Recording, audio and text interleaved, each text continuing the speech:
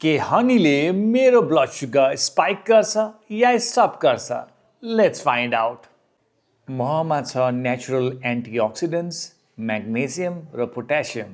हामीले हिजो 1 चम्चा ज्यागेरी पाउडर यो चिनी नभएको दुध चियामा राखेर खाँदा मेरो ब्लड सुगर 40 mgले स्पाइक भएको थियो।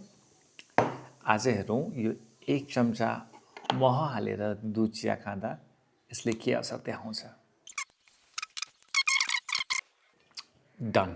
अब भेटौँ केही घन्टामा एनसी मेरो कन्टिन्युअस ग्लुकोज मोनिटरले के भन्छ। मेरो ब्लड सुगर जम्मा 33 mgले स्पाइक गर्यो। म एउटा नन डायबेटिक पर्सन हो। यदि तपाईँ प्री डायबेटिक या डायबेटिक हुनुहुन्छ भने तपाईँको ब्लड सुगर स्पाइक योभन्दा अलिकति बढी हुने चान्सेस लाइकली छ। ज्यागेरीको ग्लाइसेमिक इन्डेक्स 80 ओभर छ भने यसको 58 देखि 60 मात्र छ, विच एक्सप्लेन्स द रिजन हनीले मेरो ब्लड सुगर स्पाइक कम गरेकोमा। महमा धेरै आयुर्वेदिक गुण छ र यो हाम्रो स्वास्थ्यको लागि एकदम लाभदायक पनि छ। तर यदि तपाईँ एउटा सुगर पेसेन्ट हुनुहुन्छ भने यसले हाम्रो ब्लड सुगर स्पाइक पनि उत्तिकै गर्छ। अब हामी फाइनली भोलि 1 कप दुध चियामा 1 चम्चा रेगुलर चिनी हालेर टेस्ट गर्छौँ टु सी कुन चाहिँ स्विटनरले हामीलाई सबभन्दा कम सुगर स्पाइक दिन्छ।